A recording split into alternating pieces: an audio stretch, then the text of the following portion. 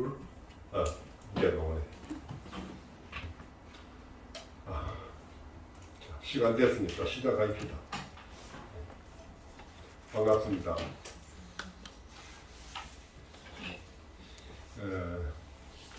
오늘은 특별히 우리가 천부인이다, 천부경이라는 내용을 가지고 제가 강의를 한다고 그랬습니다. 이거를 접한다는 게 굉장히 어려운 거거든요. 왜냐 그러면 이 내용을 가지고 해석한 사람들은 국내에서 한 10몇 분 있어요. 그런데 문제는 그 어느 분도 명료하게 이것을 해석한 사람이 없습니다. 그래서 오히려 제가 두려워요. 왜냐 그러면 잘못하면은 나도 그걸 왜곡하지 않느냐 하는 그런 어떤 위험성을 앓고 있는 것. 그런데 이제 저도 최대한 하여튼 여러분들하고 공감할 수 있는 내용, 공감할 수 있는 그러한 어떤 그 해석이 될 수 있도록 제가 이제 강의를 하려고 그렇게 노력을 하겠습니다. 그래서 먼저 여러분들께서도 이거를 들으시면서 혹시나 의문이 있거나 또나 아니면 그런 게 있으면 잘 체크를 하셨다가 한번 연구를 한번 해보시고 또 깊이 있게 한번 접해볼 수 있는 그런 기회를 가지면 좋을 것 같습니다. 우리가 늘 이제 이런 거를 제가 여기서 강의를 지금 현재 우리 스님하고 인연이 돼가지고 현재 지금 한 10여 차례 가까이 지금 강의를 했는데 제가 늘 하는 이야기지만 우리 것이라는 것, 즉 우리의 역사, 우리의 문화를 접하는데 우리의 의식을 가지고 그걸 봐야 된다는 거죠. 그런데 지금까지는 우리는 그렇게 안 했습니다. 누구의 학문을 가지고 했느냐 하면은 중국의 학문을 가지고 우리 거를 해석하려고 노력했어요. 그래서 우리 여러분들도 잘 알지만 사주팔자도 주역 가지고 따지잖아요. 우리의 의식으로 따지는 게 아니라 중국 사람이 만들어 놓은 역을 가지고 그걸 가지고 사주팔자를 따지고 있는 거예요. 그 다음에 또 한 가지는 일본 사람이 36년 동안 일본 사람이 만들어준 자료를 가지고 우리는 학문이라 그래가지고 가르쳐요. 그래서 우리 여기 계시는 분들도 늘 그런 의식 속에서 살지만 한의 문화라는 의식이 머릿속에 이렇게 잠재되어 있는 거죠. 근데 제가 연구해 보니까 한의 문화가 아니에요. 우리 문화는. 근데 우리는 그 한의 문화라는 그 일본인의 의식, 일본인의 그 학술적인 자료에 의해서 우리 대학에서조차도 그걸 교재로 쓰고 있을 정도로 우리가 거기에 전혀 성찰하는, 다시 말해서 자기 것을 스스로 살펴보는 의식조차도 없다는 거예요. 이게 지금 현재 우리 대한민국 사람들의 가장 잘못된 의식입니다. 우리 걸로 다시 살펴보고 우리가 그걸 맞느냐 안 맞느냐를 따져봐야 되는데 그게 전혀 없다는 거예요. 그게. 그런 의식조차도 가지고 있지 않다. 누가? 우리 학자들이. 우리 일반인들은 뭐 물론이고 그건 전혀 그런 거 생각도 못하는 거고 그 우리 학자들조차도 그런 의식이 없다라는 거예요. 그래서 제가 이 천부경이라는 내용을 가지고 강의를 한다는 것 자체도 뭐예요? 근본적인 의식의 변화가 없이는 이것을 들여다보면 오류를 하게 되어 있습니다. 그것이 지금 현재 우리가 하고 있는 우리 민족이 가지고 있는 우리 대한민국 한국인이 가지고 있는 의식세계다.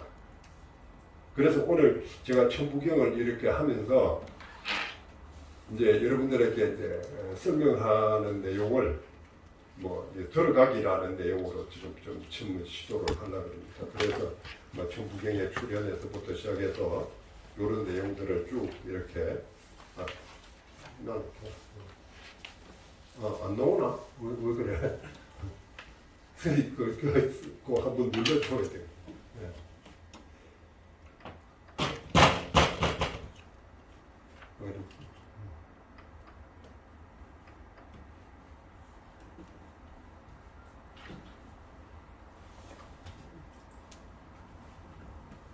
기다려.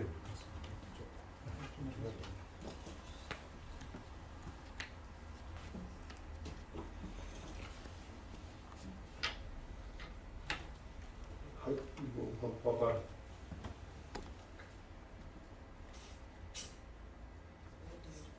아까 뭐가 떴었죠? 아니 이게 아예 꺼졌습니다. 새파란 거 뜨긴 떴습니다. 이 불이 들어왔다 나왔다 했었는데. 파워가 지금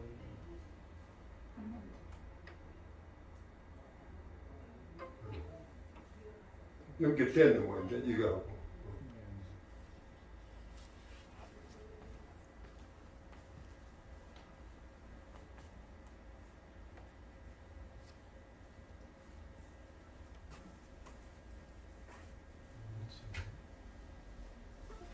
뺐다 보고 봤는데.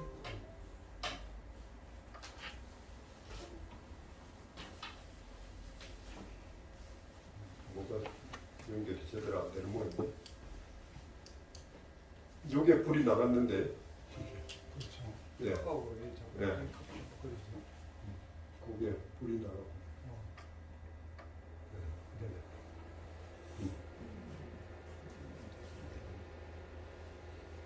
하여튼 뭐 여기 오신 분들은 오늘 제하고 이렇게 같이 함께 할 수 있도록 여기 오신 분들은 대단한 분들입니다.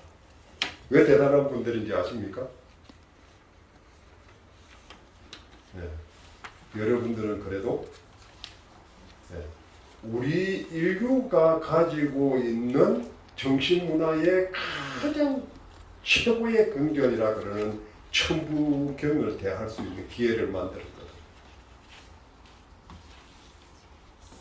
이 경전은 한마디로 말해서 아무데나 이렇게 뭐 흘러다니는 경전이 아닙니다. 그래서 굉장히 중요한 경전인 것만은 틀림없습니다. 그런데 그랬기 때문에 이 경전에 대한 해석을 제대로 하는 사람이 지금까지 없었고 또 그분들이 해놓은 걸 보면은 전부 다 주역이나 또는 숫자를 가지고 이걸 풀려고 했어요.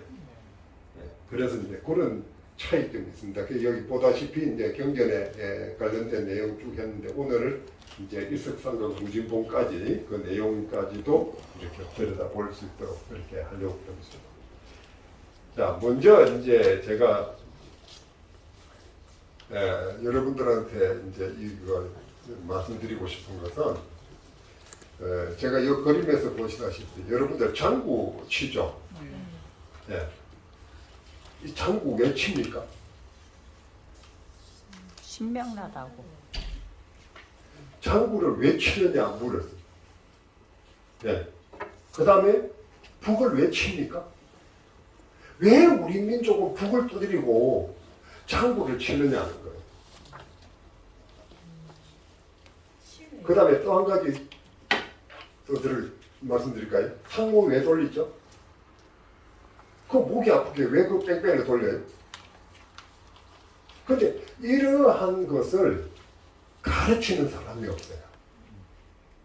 그걸 왜 돌리냐가 중요한 거지. 깽가리를 이렇게 치는 거야가 중요한 게 아니다는 거죠. 그렇잖아요. 그죠?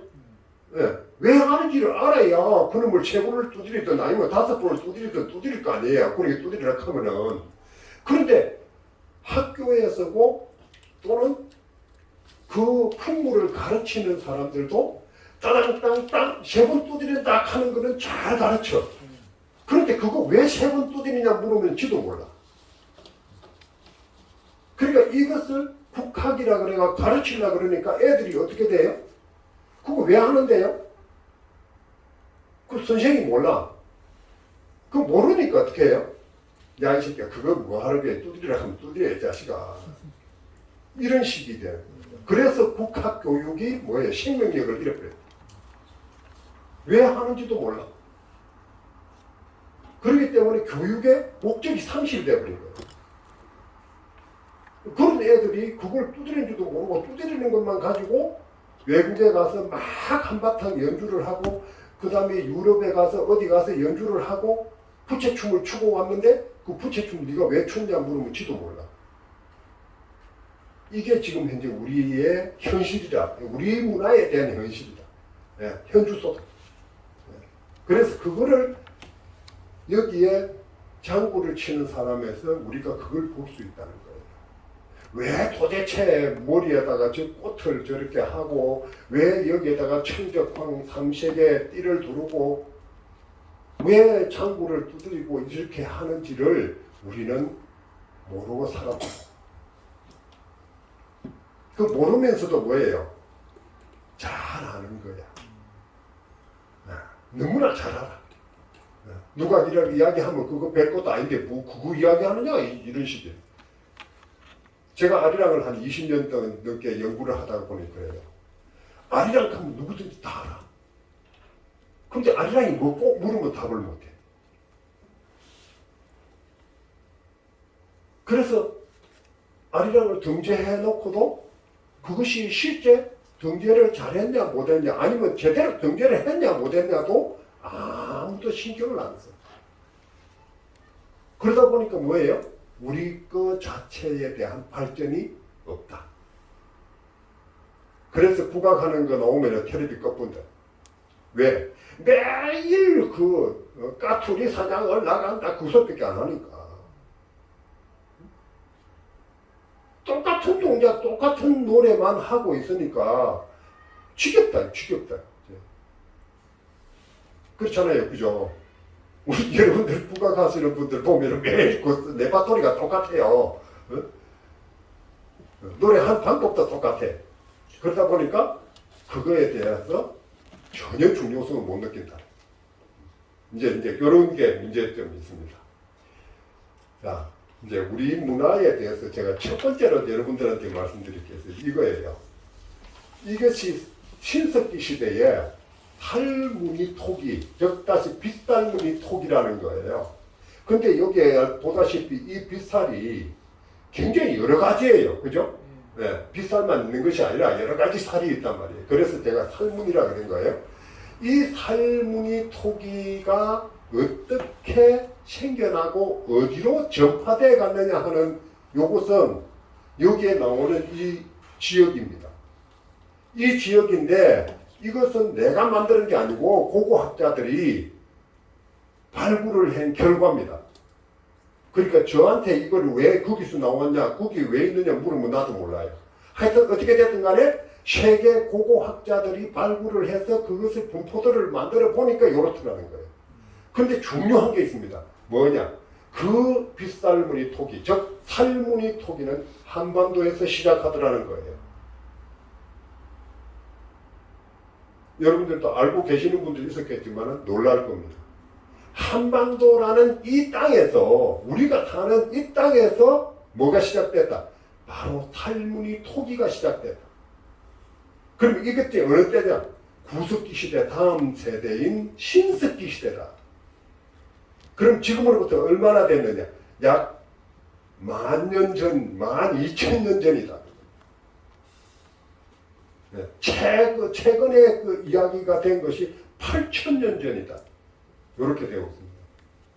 여러분들 여기 사시는 김해에서 가까운 여기 창녕 비봉리라는 곳이 무안, 그 바로 옆에 비봉리라는 곳이 있는데 거기서 8,000년 전에 통나무 배가 나왔어요. 그 이제 나무니까 그거는 이제 방사선 이제 탄소 측정을 해서 8,000년 전 거라는 게 확인이 되었어요. 근데 거기에서 이런 살무늬 토기가 엄청나게 많이 나왔습니다. 그럼 거기에 살무늬 토기는 뭐예요? 8,000년보다도 훨씬 앞에 만들어졌을 것이다 라고 추정할 수 있겠죠. 그래서 이 살무늬 토기가 보시다시피 몽골 공원을 거쳐서 바이칼 호수를 거쳐 중앙아시아를 거쳐서 쭉 나와가지고 저기 북유럽까지 갔다는 거예요. 그래서 여기에서부터 여기까지 이동해 간 이 살무늬 토기가 얼마나 시간이 걸렸냐? 4,000년이 넘게 걸렸다. 그러면 여기에서 4,000년 넘게 사람들이 쭉 이렇게 그 문화를 가지고 이동해 갔든지 아니면 그 문화가 전해졌다는 거죠. 그죠? 네. 근데 중요한 것은 바로 이겁니다. 왜 그러면 한반도에서부터 시작했느냐, 이거. 한반도에서부터. 그 조화는 일본에서 시작하든지 아니면 더 밑에 대만에서 시작하든지 뭐 그래야 되는데 그게 아니고 이 살무늬 토기는 한반도에서 시작했다. 근데 또 더 중요한 것은 이 살무늬 토기가 요렇게 갔지 요놈이 요렇게 가가지고 이래 중국 땅 이 넓은 역사의 종주국이라고 하는 중국 땅에는 살무늬 토기가 없어요. 그 참 희한한 거잖아요. 그죠? 왜 항하 지역에는 살무늬 토기가 없을 것인가? 굉장히 놀라운 이야기예요. 그런데도 불구하고 여러분들의 의식 속에는 뭐 있어요? 중국이 역사가 깊고 중국이 우리보다도 훨씬 더 오래전의 역사를 가진 민족이고 이런 의식이 머릿속에 들어있어요. 그들은 우리가 살무늬 토기를 만들 적에 자기들은 그거는 생각도 못했고 그냥 사람도 안 살았는지도 몰라요. 그런데도 불구하고 우리는 그 의식 속에 사대주의에 빠져있다는 거죠. 그게 바로 사대주의입니다. 그 문화의 우수성을 거기다 두고 있다는 거죠. 그래서 학자들이 항상 그러잖아요. 아, 우리 문화는 중국에서 전해졌고 우리는 그걸 받아가지고 일본에다 전해줬다. 그렇게 하면 누구도 부정하지 않아요. 아, 그런가 보다. 그게 맞다. 이렇게 머릿속에 들어있어요. 근데 제가 연구해보니까 전혀 그게 아니다라는 거죠. 살무늬 토기에서 보시다시피 이렇게 건너갔지 중국으로는 들어가지도 않았다는 거죠. 그 요게 건데 지금 제가 이제 여기에서 잠깐 이야기를 드리려고 합니다. 요게 지도예요. 그죠? 여러분들이 잘 아는 요 사이에 어떤 학자가 여기에 있는 요하, 즉 홍산 문화를 가지고 거기에서 약 4,500년 전, 약 5,000년 전에 문화가 나와요. 다시 말해서 거기에서 여러 가지 문화가 나오는데 거기에서 뭡니까 이런 돌방 무덤도 나오고 또 거기에서 유물로도 많이 출토가 되고 그런데 옥으로 된 그런 유물도 많이 나오고 그래요. 그런데 여기를 고조선이다 이래가지고 어떤 학자가 계속 떠들고 있어요. 그러다 보니까 우리가 고조선이 어디 있는지도 몰라요. 사실은 여러분들 고조선이 어디에 있었던 나라죠? 우리 학생들한테 고조선이 전기로 있었다라는 나라라고 가르치잖아요. 그죠? 학교에서 가르쳐요. 우리의 그 시원의 국가는 고조선이다 이렇게 가르쳐요. 학교에서. 근데 고조선이 어디에 있었느냐? 아무도 몰라요. 근데 그거 어디에 있었는지도 모르는 나라를 가지고 자꾸 고조선이 있었다 그래요. 그래서 이 한반도 자체를 뭘로 보느냐? 고조선의 영역으로 보는 거예요. 근데 이제 이걸 중요한 이야기를 제가 드리려고 합니다. 방금 여기서 보시다시피 이 살무늬 토기를 가지고 이렇게 이동해 갔는데 그 살무늬 토기가 중앙아시아 바이칼 호수를 거쳐서 가는 이 중앙아시아 지역에 전파되었을 때 나타난 나라가 환국이라는 나라예요. 환국. 이 나라가 환국이라는 나라인데 그래서 이 환국이 저 중앙아시아, 즉 다시 말해서 이쪽 지역에 있을 적에 환국이 여기에 이거 고조선하고도 여기하고도 관계없어요. 여기에 환국이 있을 적에 여기에 환국이라는 나라가 있을 때 우리 역사가 시작됩니다. 그런데 이 역사가 시작되는데 여기에 있는 환국이 7세에 환인을 두었다라고 아남노 스님이라는 분이 신라시대 때 역사를 기록한 역사가 있어요. 거기 삼승기라는 데인데 거기에서 이 환국이 인류 최초의 국가였다라고 기록하고 있어요. 그 환국의 그 환인이 바로 우리 역사의 가장 근원의 역사다라는 거죠. 그런데 이분에서 나타난 사람이 누구냐면 여기로 내려온 사람이 여기에 황하 중류인데 여기에 시안이라 서안이라 그래요. 장안이라 그러기도 하고 자꾸 지명이 바뀌는 지역입니다. 그런데 여기에 내려온 사람들이 누구냐면 배달국이라는 거예요. 환웅천재. 여러분들 환웅천재 아시죠? 그런데 환웅천재라는 그 천재가 여기에 내려와서 배달국이라는 나라를 세웠는데 그 배달국은 중국의 유명한 역사학자 사마천이가 쓴 사서에 25사라는 사서에 보면은 치우천재가 탕록에서 헌후와 전쟁을 해서 그 전쟁의 기록이 그 사서에 기록되어 있습니다. 여기의 이야기는. 다시 말해서 배달국의 제14대 천재가 바로 치우인데 치우라는 사람인데 그 치우가 이 탕록이라는 곳 여기 서안에서 이렇게 나가면 탕록이에요. 탕록이라는 여기에서 헌후라는 제후하고 전쟁을 했다라는 기록이 중국의 사서에 기록되어 있다. 그러면 우리 배달국이 있다 없다? 있죠. 중국의 사서에까지 기록되어 있는데 정사에 기록되어 있는데 우리는 배달국을 인정을 안 하고 있는 사람들이 우리예요. 그런데 그 배달국을 만들었던 분이 누구냐면 환웅천재거든요. 그러면 이 환웅천재가 14대 환웅천재라고 기록하고 있어요. 우리 기록에 보면은 환단고기에 그렇게 기록되어 있어요. 그런데 이분이 여기에서 헌후와 전쟁을 해서 백해를 싸웠는데 그 마지막 전투에서 져요. 아쉽게도. 그래서 그 사람이 그런데 백해를 싸울 때마다 이겼다 그래요. 그런데 이겼다 그래서 중국의 지금 그 당나라 우리 저 임진왜란 때 뭐 했던 그 당나라의 장수들까지도 전쟁에 나갈 때는 치우천재 사당에 가서 절을 하고 와요. 전쟁의 신이다라고. 중국에서는 전쟁의 신으로 쳐요. 그런데 이분이 여기에서 죽었는데 14대잖아요. 그 14대니까 14, 15, 16, 17, 18대. 이 18대의 배달국이, 대륙의 배달국이 망합니다. 다시 말해서 그 지역에서, 다시 여기에서, 황하군 여기 서안에서 이분들이 물러나요. 스스로. 그래서 물러나서 그분들이 이 황학을 따라 내려오면 여기 산둥반도예요.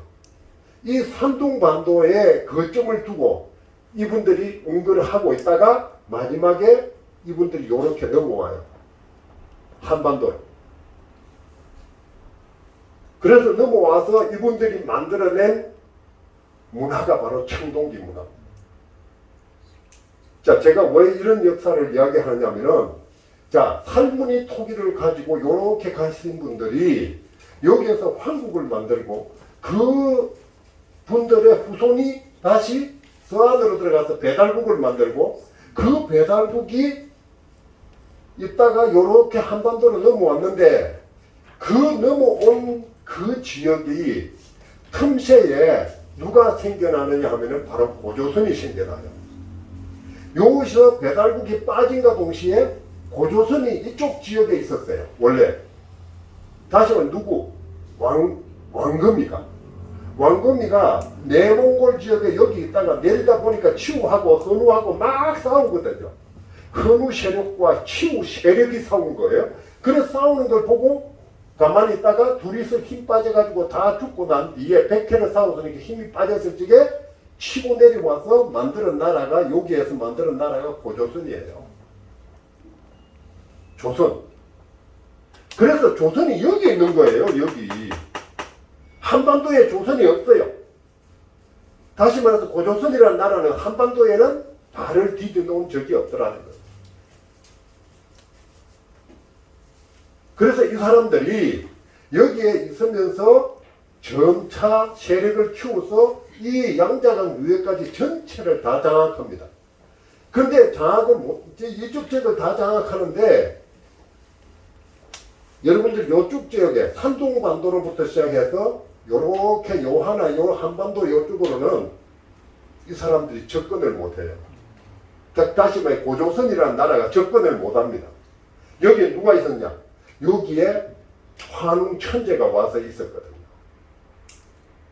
그러니까 환웅천재가 자기의 영역을 가지고 있었어요. 여기 있어. 네. 그랬으니까 이 한반도와 이쪽 지역은 전부 다 누구의 영역이다? 배달국의 영역이다. 그 배달국의 영역이니까 여러분들이 누구의 소속이다? 배달결례에 속하는 사람들이 된 겁니다. 우리 배달결례라 그러잖아요. 그죠? 네. 여기에서 배달결례라는 말이 생겨요. 다시 말해서 여기에 환웅천재가 왔지만 이분들이 어떠한 영향력을 미쳤느냐? 정신문화를 펴뜨린 거예요. 정신문화. 어떤 정신문화? 바로 우리가 오늘 공부하고자 하는 이 천부경 문화입니다. 이 문화를 가지고 이분들이 여기에서 있으면서 이쪽 지역에 영향력을 미치고 있었기 때문에 이분들이 만들어낸 것이 천동기 문화고 그 다음에 고인돌이고 이런 거예요. 그래서 이렇게 역사적으로 우리 민족은 신석기 시대에 여기에서 출발해가지고 이렇게 가서 여기에서 환국이라는 나라에서 정신문화의 근본이 만들어지고 그 다음에 배달국이 들어오고 그 영향을 받은 배달국이 들어오고 그 다음에 배달국이 다시 한반도로 넘어와서 지금 현재 우리가 누리는 전통문화라는 것을 만들어냈다. 자, 무슨 놀입니까? 조금 전에 봤던 장구 치는 거, 상호 돌리는 거, 깽가리 치는 거, 이것을 전부 다 그때 다 만들었습니다. 여러분들이 여기에 보시다시피 이 홍산무, 이 홍산무 문화도 그때 만들어진 거예요. 근데 한국이라는 나라가 재미있는 나라예요. 이제 다시 한번 들여다봅시다. 자, 이것이 우리 민족의 이동로인데요. 노랗게 칠해져 있는 것이 우리 민족의 영향력을 받은 지역이다라고 제가 추정하는 거예요. 추정하는데 여러분들이 잘 알다시피 여기에 보세요. 여기에서 한반도에서부터 이렇게 올라가 연해주 이렇게 쭉 올라가 위로도 올라가요. 그래서 이 사람들이 여기를 건너가가지고 이렇게 해서 알래스카를 건너가지고 저 아메리카 대륙 남단까지 가요. 그래서 지금 현재 여러분들이 잘 알다시피 잉카 문명을 이룩한 민족이 바로 우리입니다. 그럼 이렇게 하면은 뭐 저는 미친놈 아이가 이렇게 할지 모르는데 제가 확인한 게 아니고 배제대학교에 그 교수가 하나 저 남미에 가서 보니까 거기에 전부 다 우리 문화라는 거예요. 예. 그 다음에 이제 여기에서 쭉 이렇게 이제 중앙아시아 쪽에서 이렇게 가가 중앙아시아 쪽에서 인도의 인더스 문명을 이룩한 사람들이 우리입니다.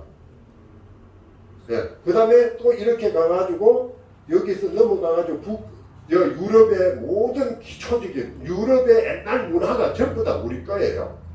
여러분들 좀 베를린 박물관에 가면요 꽃갈 모자가요 1m가 되는 꽃갈 모자가 있어요. 거기에 천의문이라는 제가 이야기했던 그 문양이 막 새겨진 게 막 있고 크로아티아에 가면 그런 문양이 막 나와요 그냥. 그리고 여기 인도로 또 들어갔는데 인더스 문명을 만들었는데 지금 거기에 영향을 받아가지고 인도의 남부 지역에 가면은 요 사람들이 여기에 있다가 아리아족이 밀려가 이리 내려가요. 내려가는데 타밀족이라 그래가지고 드라비다족이죠. 드라비다족인데 타밀이라는 어를 쓰는데 그 사람들 말이 우리말하고 똑같아요. 네, 그거는 뭐 제가 확인한 게 아니고 중앙대학교에 전인경 교수가 가가지고 거기 가서 인터뷰까지 해가 왔더라고요. 네, 유튜브에 보면 그게 떨어있어요. 그래서 여기에 있는 말하고 여기에서 쓰는 말하고 같아요.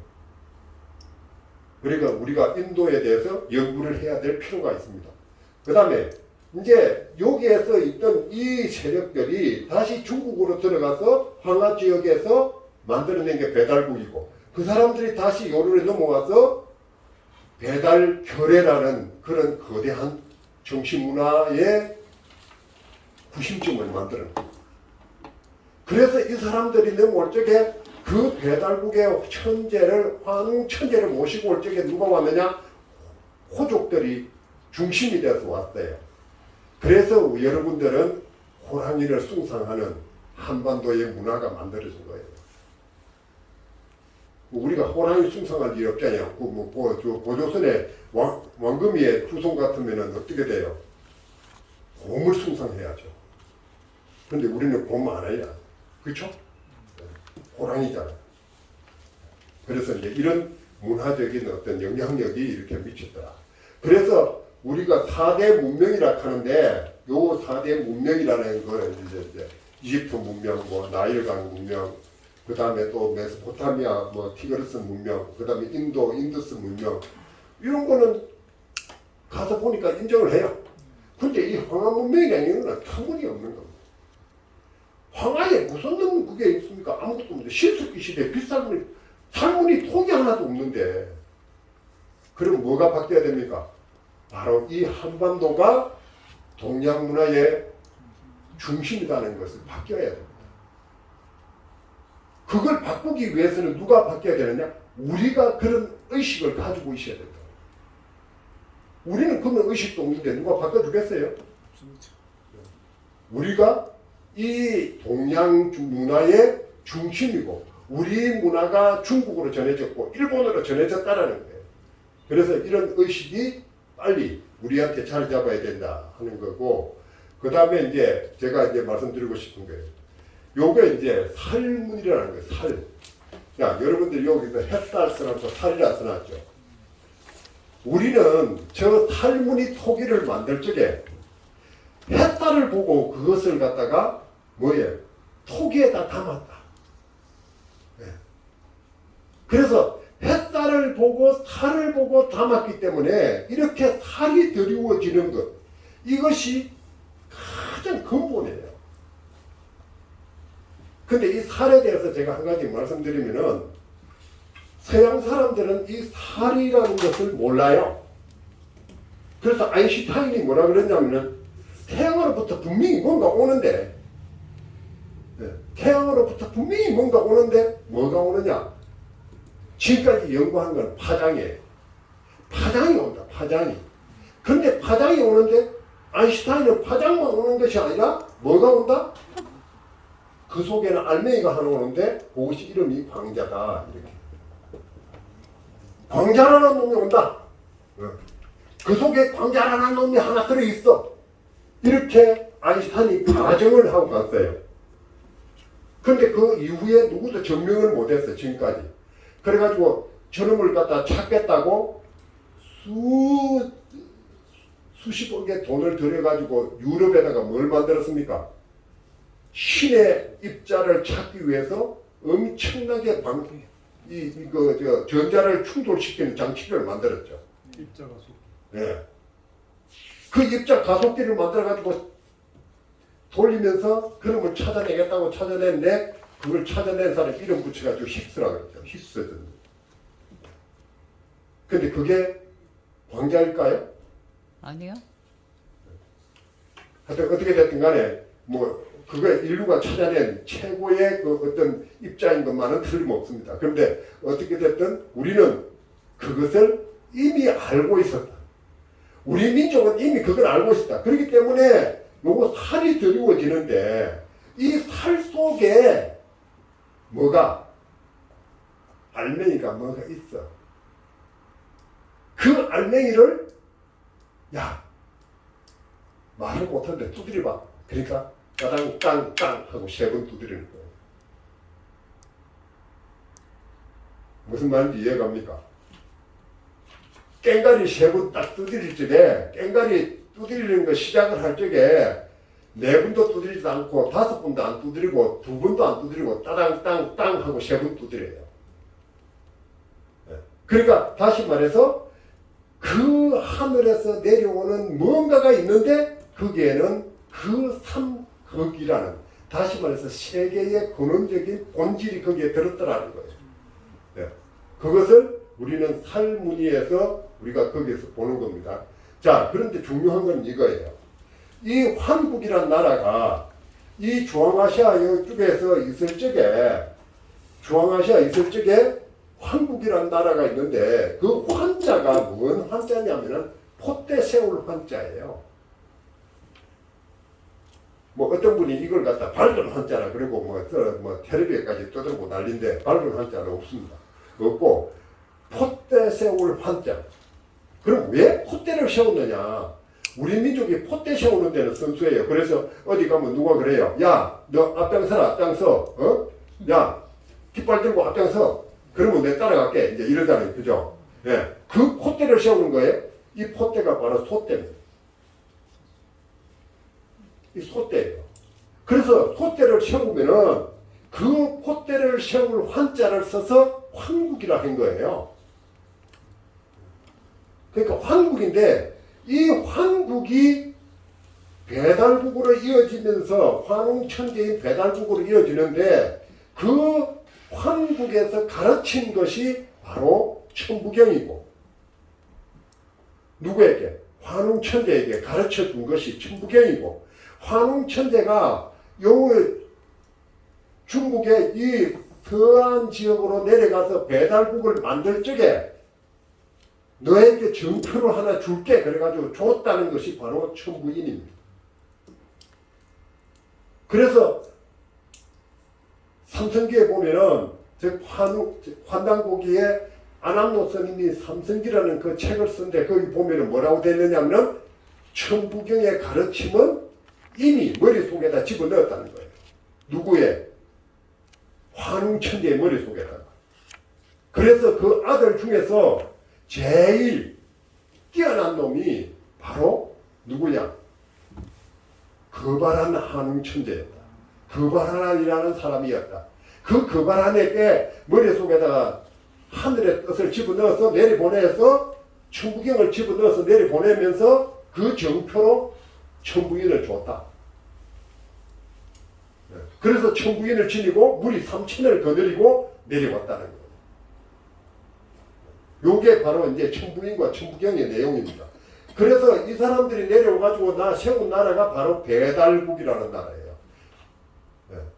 그래서 여기에서 이제 제일 최고의 이제 거바란이라는 사람이 내려와가지고 배달국을 세우고 거기에서 자기가 천재로 이제 이름을 걸고 시작을 했는데 제가 이 용어도 지금 현재 천왕이라 그러는 사람도 있고 환웅천재라 그러는 사람도 있고 여러 가지를 불러요.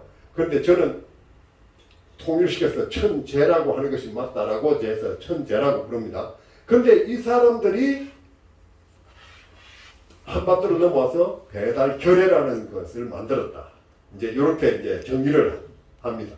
그래서 그분들이 세운 그 솥대가 여러분들하고 내하고 여기서 강의를 계속 해가지고 듣고 온 사람은 솥대가 무슨 뜻인지를 압니다. 아니까 내가 그걸 더 이상 설명을 안 하고 넘어가는데 하여튼 솥대가 굉장히 중요한 겁니다.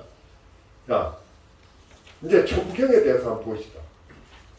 이 천부경은 그럼 도대체 어떻게 생겨났느냐 하고 보니까 이 천부경을 계연수 선생이라는 사람이 1916년도에 노양산 습백에서 봤다. 이제 이렇게 나오는 거예요. 근데 뭐 특별하게 지금 현재 그 기록에 뭐 봤다 누가 뭐 확인하고 그런 것도 없습니다. 근데 그분이 하여튼 어떻게 됐든 계연수라는 사람이 1916년도에 보고 그것을 갖다가 케일백사라는 책의 소도경전 본문에다가 집어넣어가지고 거기다 기록을 해놨어요. 이 환단고기의 한 부분입니다. 그 환단고기라는 책에 케일백사라는 내용이 있는데 그 안에 세부적인 내용으로 소도경전 본훈이라는 데에다가 요 내용을 집어넣어놨어요. 80환자. 요 내용입니다. 요 내용. 요 내용을 집어넣어놨는데 그것을 당분교를 만드는 1909년도에 이제 이게 나철 홍암 나철이라는 사람이 있어요. 일제시대 때죠. 일제시대 때 누가 홍암 나철이가 당분교를 만들어요. 그 당분교를 만들어 가지고 어디로 올라가느냐 하면은 저기 만주로 가요. 만주. 그 만주로 가가 나중에 이제 연결된 사람 중에 백산 안희자 선생하고 연결돼가지고 거기서 독립운동을 해요. 근데 이 나철이가 거기서 죽어요. 네. 나철, 홍합 나철은 거기서 죽고 나중에 이제 당군교가 다시 이제 서울로 해방 이후에 들어오면서 대종교로 바뀝니다. 여러분들 대종교라는 종교는 이제 알고 계실 거라 생각합니다. 그래서 그 대종교의 총정교 뭐 이런 그 최고의 지위를 가진 사람이 안호상 박사죠. 그 안호상 박사가 이제 저 대종교에 이제 그렇게 했는데 이 당군교가 그때 당시에 뭡니까 이 천부경을 접해서 이제 가지고 넘어왔다 이렇게 이야기를 해요. 그런데 이런 것도 정확하게 이제 그런 내용이 전하기는 전합니다만은 뭐 어떤 학술적으로 이걸 증명할 수 있는 방법은 없습니다. 자, 그 다음에 이제 이 천부경 내용을 한번 보시죠. 이제 천부경을 이제 바로 들어가도록 하겠습니다. 그건 뭐, 그게 어디서 나오느냐, 누가 어떻게 했느냐, 뭐, 최치원 선생이 뭐 석벽에다 써놨다, 이런 여러 가지가 있는데, 그걸 다 따질, 그거는, 뭐, 제가 불필요할 것 같고, 하여튼, 어떻게 됐든 간에, 이제 천부경이 있으니까 한번 이렇게 살펴보도록 하겠습니다. 이 천부경이라는 제목이니까, 하늘천, 다시 말해서, 하늘천이라니까 하늘에 관련된 이야기예요. 하늘에서 나오는 이야기. 이제 제가 이야기할 때는 아까 제가 뭘 이야기했습니까? 살이라는 걸 이야기해요. 살. 하늘에서 드리워지는 살. 즉 다시 말해서 하늘의 뜻이 드리워지는 것을 근본으로 해서 이 천부경을 뭐예요? 기록을 하는 거예요. 그 내용을 기록한 거다. 그래서 하늘의 부신부, 다시 말해서 길조다, 맞다, 뭐 상서다 여러 가지 뜻이 있습니다만은 꼭 들어맞다는 뜻을 가지고 있는 내용이에요. 다시 말해서 하늘의 가르침에 딱 들어맞는 것이다. 그 들어맞는 가르침이다. 가르침. 이렇게 저는 해석을 합니다. 그러니까 천부경 하는 소리가 뭔 소리냐? 하늘의 뜻에 딱 들어맞는 내용이다. 그 가르침을 천부경이라 한다. 이렇게 저는 해석을 하고 있습니다. 자, 그러면 하늘의 뜻 딱 들어맞으니까 하늘의 뜻이 그대로 전달돼야 되잖아요. 그죠? 네. 하늘의 뜻이 전달돼야 되니까 이제 한번 보도록 하겠습니다. 자, 이제 이 천부경이 이제 크게 저는 세 가지로 나눠요. 뭐 어떤 분은 상경, 중경, 하경 이런 식으로 나누는 분도 있습니다만은 저는 천경, 지경, 인경이라고 나눕니다. 왜냐 그러면 세 개를 딱 나눠놓고 보니까 첫 번째 내용은 하늘에 관련된 내용이에요. 하늘의 뜻을 드러내는 내용이에요. 그 다음에 두 번째 내용은 땅에서 이루어지는 내용이에요. 그 하늘의 뜻이 드리워져 가지고 땅에서 어떻게 변화하고 어떻게 모습을 나타내고 뭐 하는 이런 내용들이에요. 그 다음에 마지막에 보니까 사람하고 관련된 거예요. 다시 뭐 우리가 살아가는데 근본. 그것을 마지막 세 번째 내용에다가 담아놨습니다. 그래서 첫 번째 내용은 일시무시 일석상경 무진본 천일일 지일일 지일이 인일삼 일적십도 무게하삼까지가 이제 천에 관련된 하늘에 관련된 내용. 그 다음에 이제 두 번째 지에 관련되는 것은 천이삼, 지이삼, 인이삼, 대삼함육, 생칠팔구, 운, 삼사, 성월, 오칠, 일묘연, 만왕말래, 용병, 부동본까지가 지에 관련된다. 다시 말해 땅에서 이루어지는 변화. 이것을 지금 이야기하는 거예요. 그 다음에 마지막에 이제 요 내용이 본신, 본, 태양, 악명, 인중, 천지일, 일종무종일 했는데 요것이 바로 땅에서 이루어지는 거예요. 인간에게 이루어지는 사람, 생명에게 관련된 내용이에요. 그래서 이렇게 세 개로 분류를 합니다. 이렇게 이제 분류를 하는데 여기에서 제가 한 가지 붙인 것은 바로 이것이 개천입교, 즉 다시 말해서 하늘의 뜻을 바로 세우는 내용입니다. 하늘의 뜻을 바로 그걸 헤아려서 그것을 바르게 세워서 가르치는 그 근본을 거기다 담고 있더라. 그 다음에 두 번째는 제세 유화다. 하늘의 뜻이 땅에 이른 것 같다. 즉 하늘의 뜻이 땅에 이르러서 그것이 어떻게 펼쳐지는가 하는 그 내용을 바로 이 제세 유화의 내용을 담고 있더라는 거예요.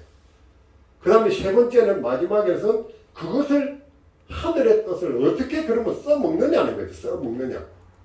그래서 홍익인간하는 개념으로 정리가 되더라는 거예요. 근데 우리가 통상 이제 지금 현재 교육 이념이 홍익인간이에요. 여러분들 교육 이념 아시죠? 하도 떠들어서 하니까 교육 이념은 아실 거예요. 교육법에 처음에 교육 이념이라고 써붙여 놨어요. 근데 거기에 홍익인간을 만드는 교육을 시키겠다 이렇게 해놨어요. 홍익인간이라는 개념을 거기다 집어넣어 놨는데 그 사람들이 뭘 놓쳤느냐 하면은 바로 요 제세 유화를 놓친 겁니다. 홍익인간이 근본이 아니에요. 뭐가 근본이에요? 하늘의 뜻이 어떻게 드리워져서 어떠한 반응을 우리가 그걸 갖다가 해석하고 그걸 적용시킬 것이냐는 근본은 제세 유화라는 거예요. 홍익인간은 뭐예요? 그것을 실천하는 방식이에요. 그러니까 근본 없는 실천을 지금 강요하는 것이 우리 교육법입니다. 그러니까 그거 근본이 없으니까 어떻게 해요? 홍익인간 하라. 무조건 빵 하나 그냥 있으면 하나 먹고 니하고 내하고 잘 살자 하면 되는 것이고 저놈들 잘 이롭게 하면 되는 것이고 이런 개념이에요. 그럼 뭘 가지고 이롭게 할 것이냐? 무슨 기준에 의해서 어떤 기준에 의해서 우리는 이롭게 할 것이고 홍익인간을 할 것이냐 하는 것이 속 빠져 있습니다. 그래서 이게 지금 이제 뭐예요? 근본 없는 교육을 시키는 뿌리가 되어 있어요. 그래서 이런 문제가 있습니다. 자, 하여튼 그렇게 이제 이해를 하시고, 자, 이제 우리가 하나라는 거예요. 네. 여기에서 보면 제일 첫 번째 천부경의 내용에 일시무시라고 나와요. 뭐 일시무시 1이라 하는 사람도 있고, 요 1까지 여기다 요 앞으로 집어넣는 사람도 있고, 1을 뒤로 집어넣는 사람도 있고 그런데 저는 뒤로 집어넣습니다.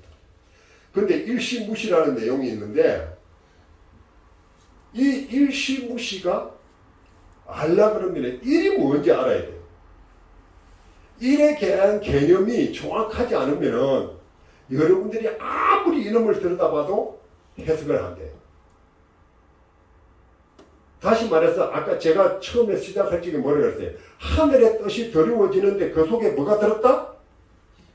아인슈타인은 광자라는 놈이 들었고 우리 민족 거기에 뭐가 들었다? 하늘의 뜻이라는 놈이 거기에 들었더라는 거죠. 하늘의 뜻이 들었으니까 그것이 드리워지는 것을 우리는 살이라는 문화로 만들어냈다. 네. 그래서 토기에다가 살을 새겼다네, 살. 네. 수없는 살을 새겼다. 그 살을 새겼는데 그 살 속에 뭐가 들었냐면은 하나라는 놈이 들었다는 거죠, 거기에. 그 하나를 갖다가 우리가 한문으로 이거 써놔놓고 하나, 첩, 오로지, 몸 이런 식으로 해석을 해요. 네. 하나라는 것이 여러 가지 해석이 있습니다. 그 옥편에 보면은. 그래서 몸이라는 것은 본질이라는 거죠. 근본. 네. 그래서 또 이것이 오로지 다른 거 변함이 없어요. 그 오로지 그거 하나예요. 그거. 네. 그 하나라는 것은 그런 뜻이 있다는 거죠. 단순히 숫자 1이라는 뜻이 있는 것이 아니라 오로지 그때 변동이 없는 그 하늘의 근본 그것이 거기에 담겨 있다라고 이야기를 하고 있다는 거죠. 그것이 바로 1로 시작하는 일시무시의 1입니다. 자, 1인데 그 1이라는 그 숫자에 오로지라는 숫자는 있는데 그것을 우리가 소리로 변화를 시켜서 이야기를 하니까 아라는 음이에요. 이 아라는 음은요, 여러분들도 아라는 음에 대해서 잘 아실 겁니다. 어떻게 잘 알아요? 태어나자마자 아 하고 울거든요. 네. 그 다음에 세계 모든 언어는 아로 시작합니다. 영어도 A, 아라고 발음해요. 우리나라도 아야, 어여라고 가요. 일본어도 아부터 시작합니다. 근데 중국에는 아부터 시작 안 해요. 지멋대로. 왜? 저 글자가 없어요. 여러분들은 한문이 중국 거라고 생각하는데 중국 거 아닙니다. 우리 글자입니다. 그래서 중국은 자기 글자가 없어요. 한자라고 이름 붙인 놈도 일본 놈들이 붙인 거예요. 중국인들이 한자라고 붙인 이름이 아닙니다. 그래서 그 글자라는 것도 그 한문이라고 우리가 쓰는 글자도 우리가 만드는 거예요. 우리가. 그래서 우리가 그걸 만들었다. 그런데 이 아라는 발음이 우리만 쓰는 건 줄 알았는데 영어도 아라고 쓰고 일본 놈도 아라고 나가고 전부 다 아라고 먼저 전부 다 러시아도 아로 나가요. 그런데 이 아라는 말이 무슨 뜻인지를 몰라요. 그런데 여러분들이 아라는 말을 한번 보시죠. 아주머니, 아빠, 아가씨, 아들, 아버지 전부 다 아잖아요. 그죠? 네. 이게 뭐예요? 아가? 왜 아버지라 그래요? 생명. 왜 아주머니라 그래요? 네. 자, 여기에 굉장히 중요한 게 제가 발견을 했어요. 뭐냐 하면은 아자가 붙으면은 처음이든지 아니면은 생명의 근원을 가지고 있는 것을 아가 붙어요. 그래서 아들, 아가씨, 아줌마, 아빠, 이 아가 붙은 거야. 할아버지, 이 아가 붙으면 생명을 가지고 있어요. 그래서 남자들을 잉태를 시킬 수가 있고 거기에서 아주머니, 아가씨 이런 사람들은 뭐예요? 생명을 받아서 그것을 갖다가 생명으로 만들어낼 수 있는 근본을 가지고 있어요. 그래서 아가 붙어요. 이 아가 그래서 그 내용이 뭔가 보니까 본불생이래요. 본불생. 어디에 나오느냐? 산스크리트어에서 본불생이라고 나옵니다. 그래서 여기에 뭐 불자들도 모였으니까 제가 불교 이야기를 좀 하겠습니다.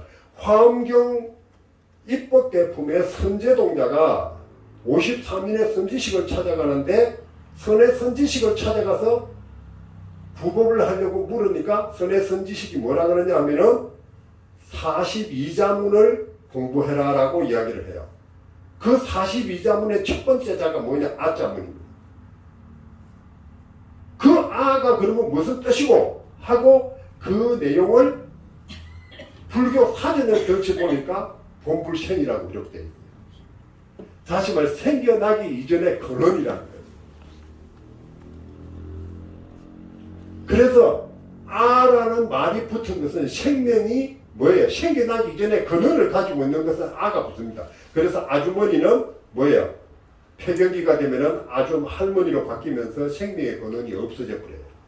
그래서 여자분들은 죄송하지만 할머니가 되면은 아기를 못 낳아요.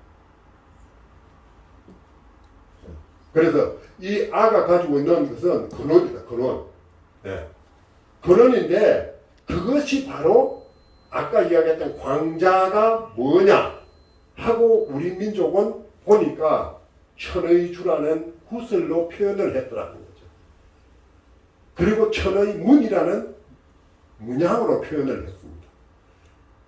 그래서 여러분들이 알다시피 우리 스님께서 이거 백제금동대학로를 이렇게 사놓으셨는데 여기에 보면은 맨 꼭대기에 뭐가 있어요? 봉이 있어요. 봉. 네, 오늘 처음 오시는 분도 계시는데 요거 봉입니다. 봉황 아니에요. 네, 봉. 봉은 쑥놈이에요. 요 밑에 5마리가 황이에요. 암놈. 근데 이 봉의 턱 밑에 보면은 요 작은 구슬 있죠. 요걸 학계에서는 아무도 이것을 이름을 못 붙였어요. 그래서 멍청하게 여의주다 여기 살살살 이야기하다가 지금 내한테 걸렸어요. 그래서 제가 딱 걸려가지고 뭐라 했냐면 요것은 천의 주다. 하늘의 뜻을 지닌 구슬이다. 이렇게 제가 이름을 붙였습니다. 그래서 이렇게 붙여놓고 보니까 정확하게 맞아요. 하늘의 뜻을 가지고 오는 새가 뭐예요? 봉이잖아요. 네. 그래서 봉이 저 하늘의 뜻을 가지고 오는 거예요.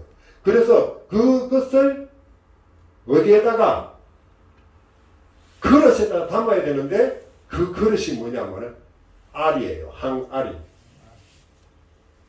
항알이. 그렇죠? 네. 여러분들 집에 항알이 많죠? 네. 그 항알이에다가 하늘의 뜻이 담기기를 염원하기 때문에 알이래가 담겨야 된다는 거예요. 네. 그래서 아가 담겨야 되는데 그 아가 니하고 담기니까 어떻게 돼요? 니자가 신통이라는 뜻이에요. 네. 니가 신통하다. 아가 신통하게 담기는 그릇이 항아리예요. 그래서 국립 경주박물관에 가보면 요 항아리가 전시장 가운데 딱 버티고 있어요. 근데 거기에 보면은 여기에 표면에 천의문이 그대로 기록돼요. 네. 요런 문양 봤죠? 여러분들 신라 토기에 보면은 요 문양 엄청나게 많아요. 그죠? 네. 많은데 여러분들이 가까이 있는 부산에 가면은 요 김해박물관에도 있어요. 김해박물관에다 보면 항아리에 저거 막 그냥 온 데씩 그려놨어요. 여러분들 항아리 옛날 토기, 신라 때 토기 이런 거 한번 보세요. 그럼 그거 많아요. 근데 저쪽에 동아대학교 석당박물관에 가면은 새 모양 토기가 있는데 그 새 모양 토기, 다시 말해서 압형 토기라 그래요. 오리 모양 토기. 그 배에도 그냥 이렇게 몸통에도 그래 그거 붙여놨대요. 그 다음에 또 여러분들이 정관박물관에 가도 새 모양 그 새처럼 생긴 게 있는데 거기도 붙여 있어요. 그래서 여러분들이 이러한 문양을 보고 이거 왜 여기다 해놨지? 이거 도대체 무슨 뜻인가? 하는 것을 요것을 통해서 여기에 연결시켜서 볼 줄 알아야 됩니다. 이것이 여기에 담겨야 여기에 있는 사람들이 여기에 있는 새도 생기고 거북이도 생기고 뱀도 생기고 사람들이 섹스도 하고 사람들 애도 놓고 그럴 거 아니에요. 그렇죠? 네. 우리 민족은 무엇 때문에? 하늘의 뜻을 받아서 뭐든지 해야 돼. 그래서 소떼를 세웠어. 하늘의 뜻을 받으려고. 여기에 있는 이 5마리의 밑에 있는 황이 봉이 날아오는 하늘의 뜻을 받으려고 있는 거예요. 그래서 소태 끝에다가 5마리를 딱 올리는 거예요. 네. 오시안에 가니까 고속도로 배에도 그냥 막 쫙 하고 있죠. 하늘의 뜻이 없으면은 뭐든지 아무것도 못해요.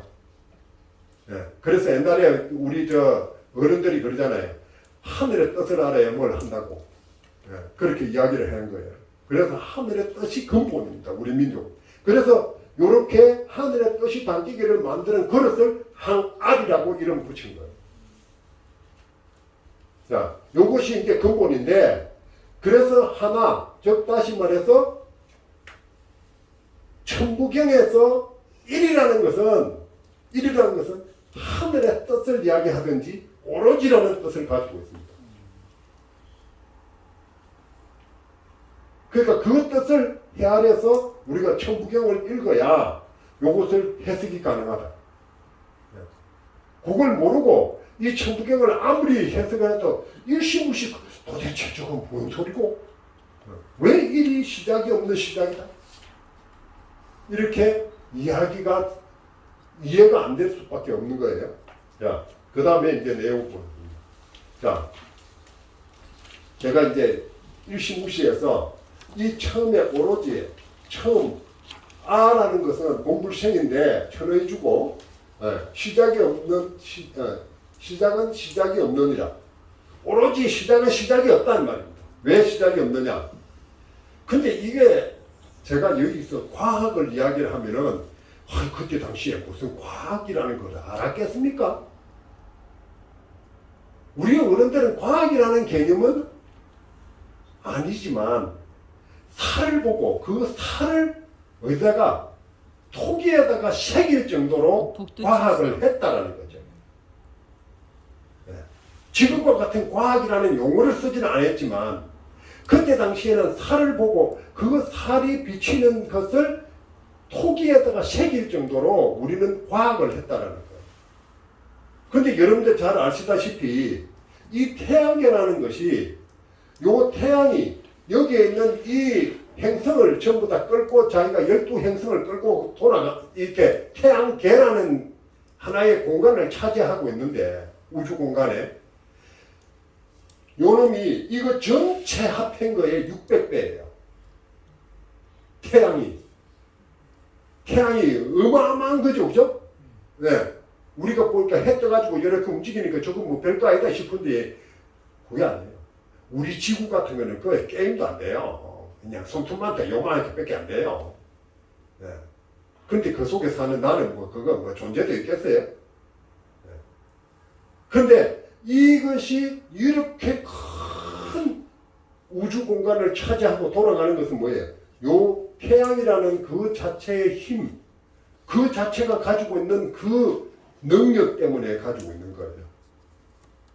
가지고 있는데 그것이 45억 6,700만 년 전에 이 우주 공간에 만들어졌다는 거예요. 과학자들이.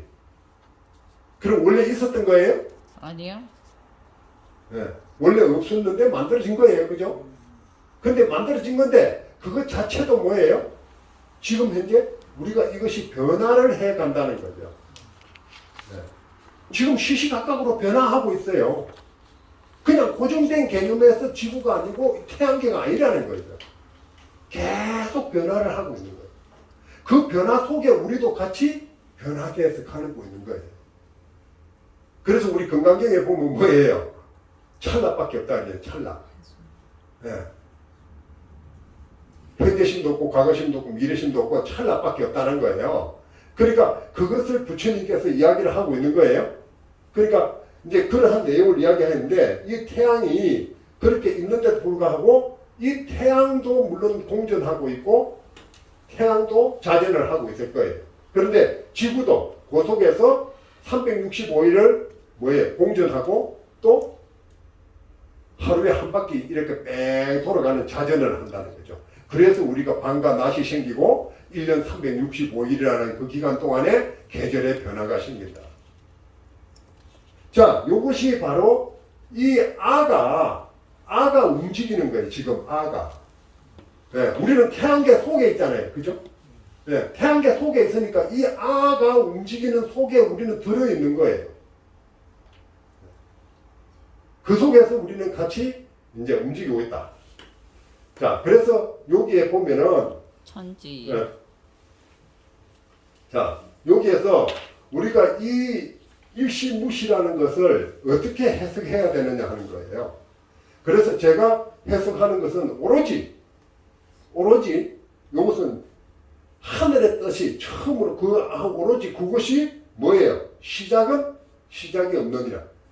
오로지 시작은 시작이 없는 거예요. 네. 그러니까 여러분들이 시작이 있다라는 거, 시작한다라는 개념이 없는 시작이라는 거예요. 그러니까 이 우주 법계가 뭐예요? 시작이 없다는 거예요. 변화만 있을 뿐이다. 그걸 저는 이제 일시무시를 해석하는 그러한 근본입니다. 자, 두 번째 이제 그 내용에서 좀 더 발전해 다음 내용을 보죠. 자, 일석삼극 무신본이라고 했어요. 먼저 이 해석을 한번 해놓고 보면 오로지 삼극으로 나누어지지만 근본은 다함이 없다. 굉장히 중요한 말입니다. 이 개념을 이해를 하셔야 됩니다. 뭔 소리냐면은 아라는 이 본질이 아라는 이 본불생의 그 근원이 즉 태양으로부터 이 아라는 것이 드리워지는데 태양이라는 본질이 가지고 있는데 그것이 드리워져서 이 살로 드리워져서 내려오는데 그 살로 내려오는데 그 속에 천지인이라는 세계의 극이 있다는 거예요. 극이라는 소리는 뭔 소리냐면은 근원의 뿌리, 즉 다시 말해서 극에서 더 나누어질 수 없는 본질, 그것을 극이라고 해요. 그러면 그 극이 뭐냐면은 천이라는 극이에요. 천. 그리고 지라는 극이고 인이라는 극이에요. 그 극이 뭔 소리냐 하면은 하늘이라고 우리가 천을 해석하지만 거기에는 공간이라는 개념이 있어요. 다시 말해서 아라는 개념 속에 그 태양이라는 개념 속에 본질이죠. 우리 우주 요 태양계 속에서는 본질이 태양이에요. 그 태양이 가지고 있는 그 공간이라는 개념은 우리가 지금 현재 여기에서 앉아있는 요까지도 공간이라는 개념으로 미치고 있다는 거지. 그 능력이. 그 태양이라는 것이 그 공간을 확보해주지 않으면은, 천이라는 공간을 확보해주지 않으면은 이 공간은 없는 거예요. 그런데 태양이라는 놈이 그 어마어마한 힘으로 12개의 행성을 거느리고 있는 그 공간까지도 자기가 그 공간을 확보하고 있기 때문에 우리는 그 속에 들어있는 거예요. 그렇죠? 그 공간이라는 개념이 있는 거예요. 두 번째는 지라는 개념, 즉 물질이라는 개념이 있어요.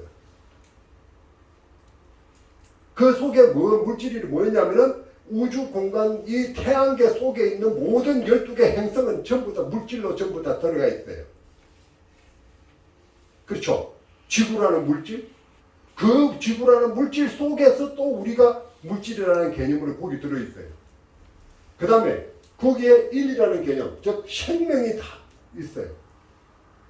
그 속에 생명이 있어요. 그렇기 때문에 우리는 그 속에 포함되어 있기 때문에 우리 몸이라는 것도 뭐가 있어요? 요 속에 공간과 물질과 생명이라는 근원을 가지고 있더라는 거예요.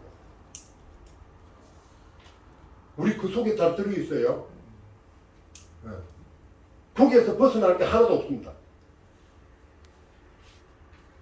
자, 그렇게 되는데 요것을 우리는 인문학적으로, 우리 민족은 인문학적으로 뭐라 그랬냐면은 그것을 가지고 내려오는 새를, 상상의 새를 만들어서 봉이라 그랬어요. 봉이 날아오는데 하늘의 뜻을 가지고 내려온다.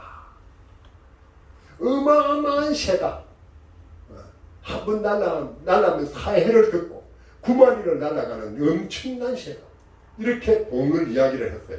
그 봉이 바로 햇살로 이렇게 두려워지는 거예요. 그 다음에 그 살이 내려와서 황을 만나서 변화를 일으키는데 그 변화가 뭐로 이러잖아. 바로 삼극을 만들어낸다. 다시 말해 천지인이라는 삼극을 만들어내는 거예요. 그러면서 그 삼극에 의해서 이 지구에 있는 모든 존재는 그 삼극에 의해서 자기의 성품대로 자기의 모습을 나타내는 거예요. 사람은 사람으로서의 모습을 나타내고, 짐승은 짐승으로서의 모습을 나타내고, 미물은 미물로서의 성품을 가지고 그대로 모습을 나타내는 거예요. 그런데 그것을 세부적으로 나타내는데 그러면 어떻게 그것이 드러나고 그것이 유지되고 모든 것이 이루어지느냐라고 설명을 한 사람이 누구냐면 부처님이에요. 부처님이 어디서? 법화경에 보면은 방편품에 보면 12여시라는 것이 있어요. 제법은 실상이다, 이렇게 말씀하시면서 그 실상은 바로 여시체, 여시인, 여시작, 여시력, 여시과, 여시인, 여시복, 이런 식으로 쫙 10가지로 설명을 해요.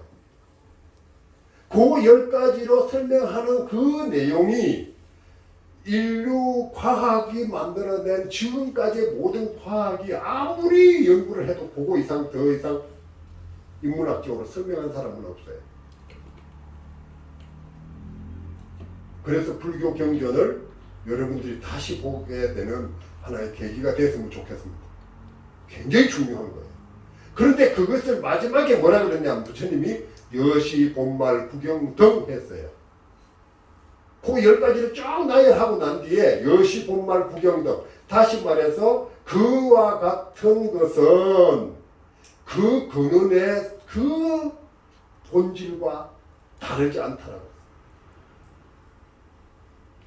그 무슨 소리입니까? 다시 말해서 여기에서 드러나서 이러한 존재로 우리가 삼라만상에 보는 이러한 존재들의 모든 것들이 그 태양이라는 그 본질이 보내는 그 에너지에서 벗어날 게 하나도 없더라 이 말입니다. 뭔 말인지 이해 가십니까? 네. 네. 그래서 자 여기에서 보면은 일석, 즉 요것이 하나가 오로지 세 개로 나누어지는데 뭐로? 천지인으로 나누어지는데, 삼국으로 나누어지는데 그 근본의 본질은 뭐예요? 변함이 없다. 다함이 없다. 그것을 불교 경전의 법화경에 그렇게 딱 부처님께서 정의를 내려놨어요.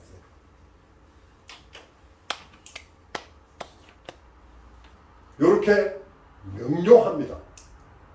어디에도 벗어날 게 없어요. 그래서 천부경이라는 내용이 과연 그러면 불교하고 어떻게 연관이 되어서 그렇게 됐느냐 하고 제가 추적을 해보니까 참 재밌는 내용이 있어요. 뭐냐면은 여기에 환국이라고 만들어져서 요렇게 인더스 문명으로 내려가고 그 인더스 문명이 다시 불교로 만들어지고 그 불교가 완성이 돼서 한국으로 다시 중국을 거쳐서 이렇게 들어왔는데 그 과정에서 작용을 했던 사람이 누구냐 하면은 바로 그 인더스 문명을 하고 넘어갔던 사람이 사카족이에요. 사카족.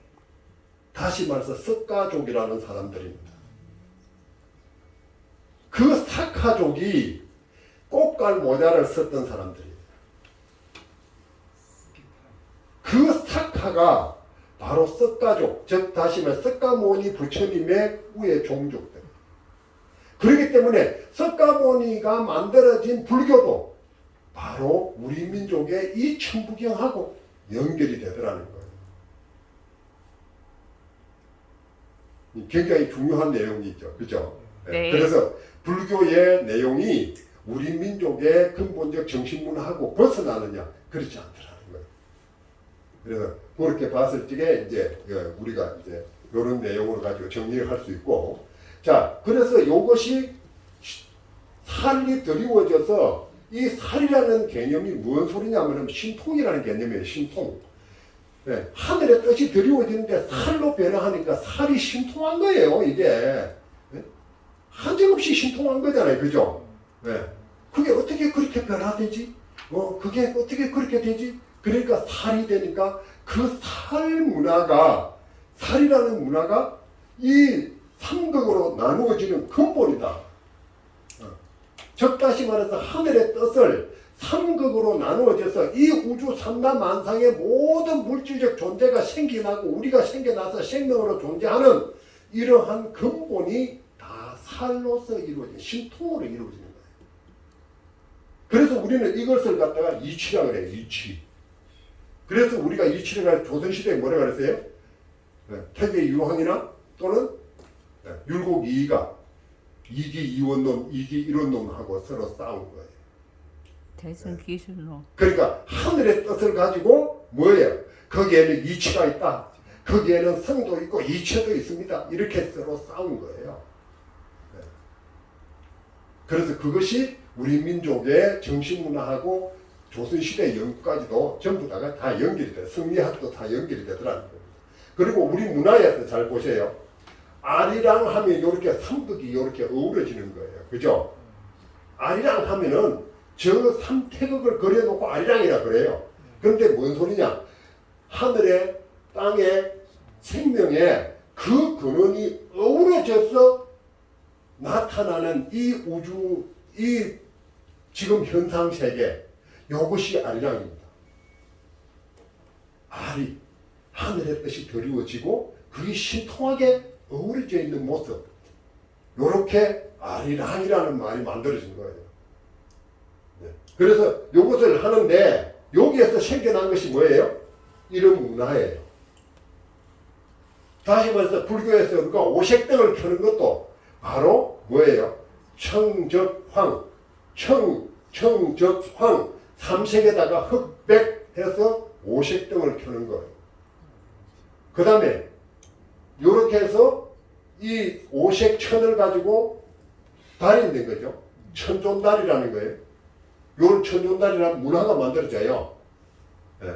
그 다음에 여기에 상모를 돌리고 이렇게 하는 것도 뭐예요? 12발 상모, 4발 상모 해가지고 1년 365일을 돌리고 또 사계절을 돌리는 거예요. 하늘의 뜻이 떨어지라고. 그리고 깽가리를 따당땅땅 3번 두드리는 거예요. 그리고 그것이 계속 드리워져 가지고 끊임없이 드리워져야 되니까 어떻게 돼요? 다다다다다다다다다다 하고 드리는 거예요. 이게 우리 문화예요. 다시 말해서 하늘의 뜻이 드리워지지 않으면 아무것도 못하는 문화예요. 그런데 한의 문화입니까? 아니죠. 예. 살. 다시 말해서 정신 문화야. 즉 은의 문화다. 예. 우리 문화는 은의 문화고 우리 문화는 하늘의 문화고 그 하늘의 근본을 헤아려서 우리는 모든 문화를 만들어냈다. 이렇게 정의를 내릴 수가 있습니다. 지금 여기에서 우리가 일석삼등무진본이라는 것이 이제 여러분들한테 명확하게 이해가 되리라고 생각합니다. 그래서 이 삼극이라는 것이 굉장히 중요하다. 자, 오늘은 여기까지 제가 하려고 강의 내용을 준비를 했는데 우리 시간이 벌써 1시간 넘게 흘렀네요. 하여튼 이런 내용을 제가 이제 이 준비를 하면서도 늘 걱정이 하는 게 그거예요. 과연 이 내용에 우리가 지금까지 여기에서 같이 공부를 했던 분들은 제가 설명을 해도 이해가 푸득푸득 될 거예요. 그런데 그렇지 않고 이제 오신 분들은 지금 뭔 소린가 또 하는 분도 계실 겁니다. 하여튼 오늘 강의 내용은 여기까지 하기로 하고요. 여러분들이 혹시 질문 있으면 질문. 예. 그러면 이 문자가